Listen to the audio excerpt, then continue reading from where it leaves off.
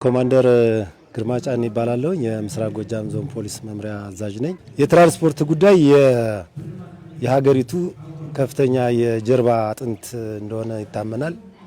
በተለይም ይሄ ችግር እየከፋ ከሄደና አስቸጋሪ ሁኔታው በቅርብ መቅረፍ ካልተቻለ ኢኮኖሚካሊ፣ ማህበራዊና ፖለቲካሊ ከፍተኛ የሆነ ሀገሪቱ ላይ የሚፈጥረው ጫና ከባድ ነው እና ከዚህም አንጻር ይህንን በመገንዘብና በመረዳት በትራንስፖርት ዘርፉ የተሰሩ በጣም በርካታ ተግባሮች አሉ።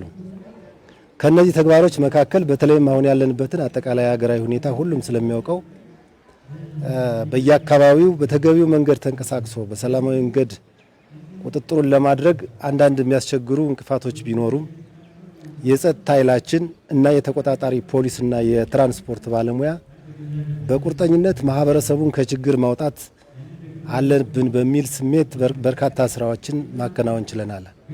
ከዚህም መካከል በበጀት ዓመቱ የሰራናቸው ስራዎች የመጀመሪያው ሁለቱ ተቋም የትራንስፖርትና የፖሊስ መምሪያ ተቋም የጋራ እቅድ አውጥቶ በእቅዱ ላይ የጋራ መግባባት ተደርጎ በእቅዱ ላይ ማለት ነው ወደ ታች መውረድ ነው የተጀመረው።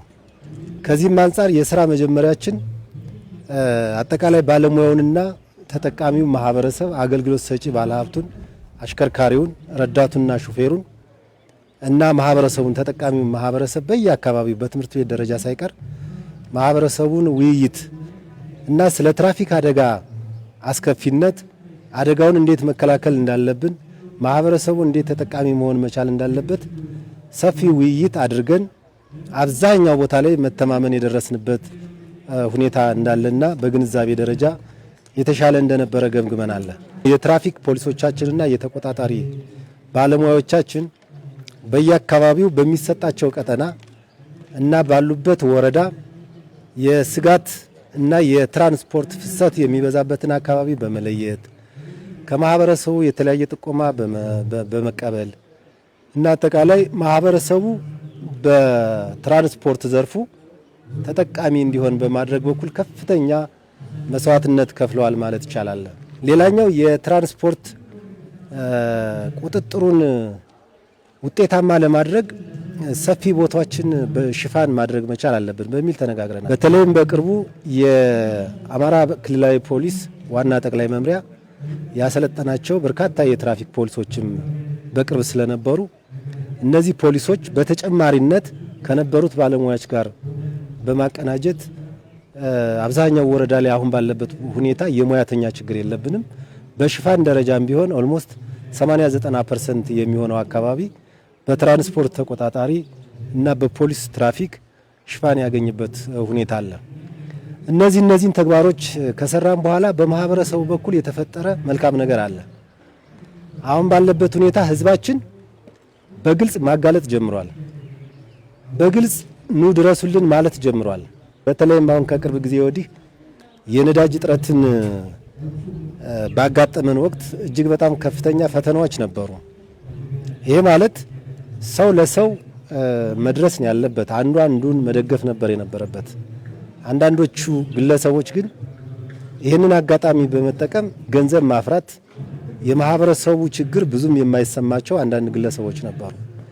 ይህንን በዞን ደረጃ፣ በወረዳ ደረጃ፣ በክልል ደረጃ በተዋረድ መመሪያ ወጥቶለት ግብረ ኃይል ተዘጋጅቶ ወደ ታች ስምሪት ተወስዶ እየተገመገመ በመመራቱ የነበረው ችግር በቀላሉ እንዲቀረፍ አድርገናል።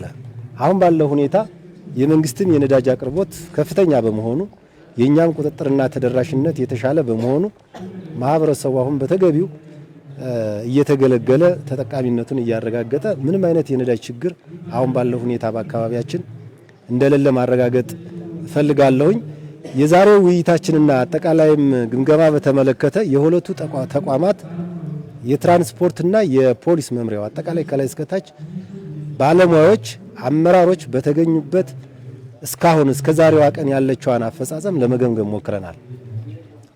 በገመገምነው ልክ ተቆራርጠው የሰሩ ስራን በቅድ የመሩ እና ማህበረሰቡን ከጎናቸው ያሰለፉ ወረዳዎች ከፍተኛ የሆነ ለውጥ አምጥተዋል።